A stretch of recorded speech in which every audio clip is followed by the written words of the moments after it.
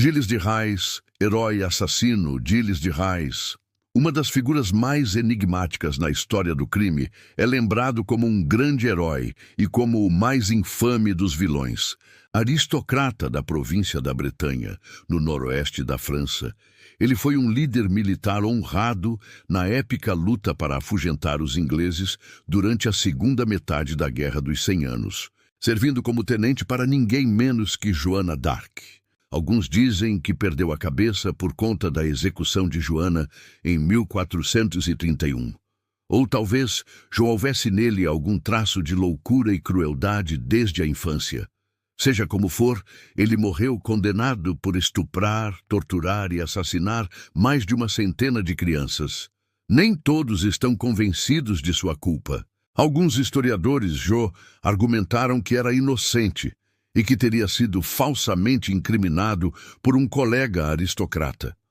No final das contas, porém, a cultura popular deu seu veredicto. Considera que de Rais foi a inspiração para a lenda do Barba Azul, o serial killer mais famoso dos contos de fadas. Nascido em 1404, Gilles era descendente de uma família de cavaleiros e começou sua carreira como soldado aos 16 anos.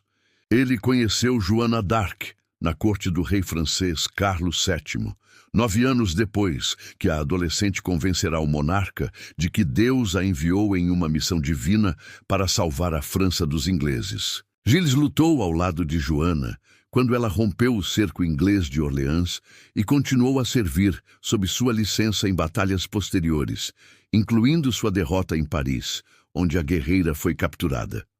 Por essa época, Rais tinha recebido o título de Marechal da França em reconhecimento aos serviços prestados em tempos de guerra. Mas sua carreira militar estava chegando ao fim. Após a captura de Joana, ele retornou ao castelo de sua família na Bretanha, ocupando o cargo de barão. A partir de então, sua vida começou a tomar um rumo bizarro e macabro. De acordo com a versão oficial da história, Gilles mergulhou no estudo da alquimia, no intuito de repor a fortuna que esbanjava, e logo intensificou esses esforços, dedicando-se à magia negra e ao satanismo.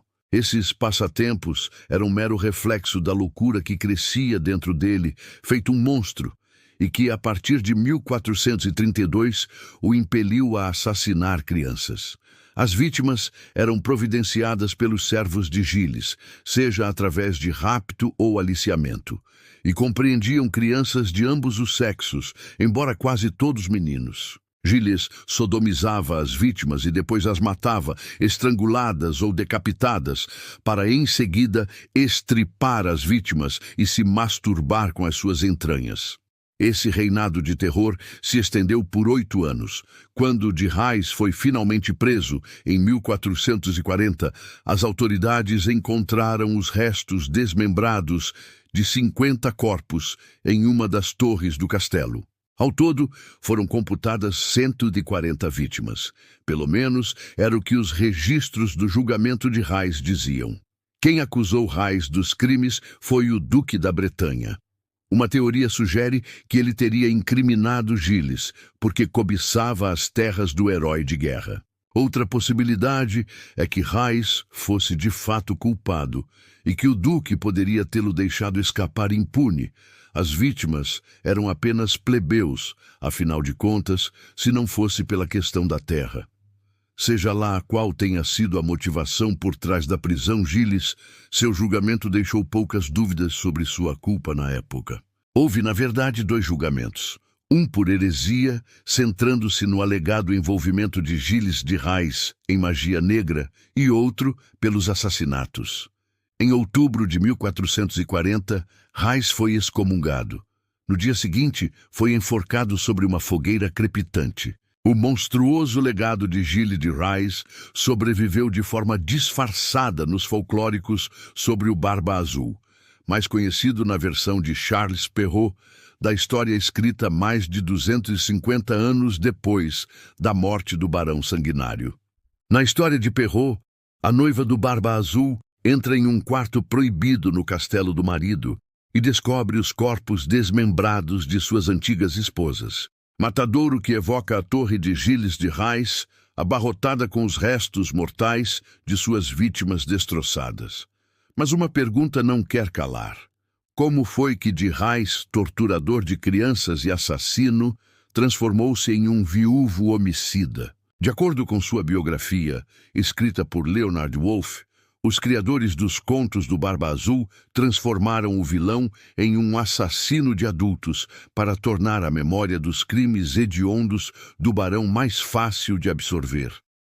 Mas isso, bem como outros aspectos da vida de Gilles, é discutível.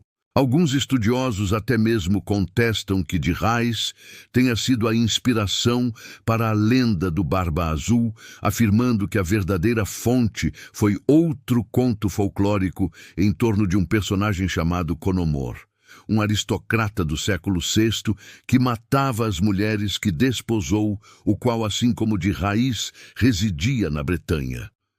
Inscreva-se para conhecer mais histórias reais de crimes que marcaram o mundo.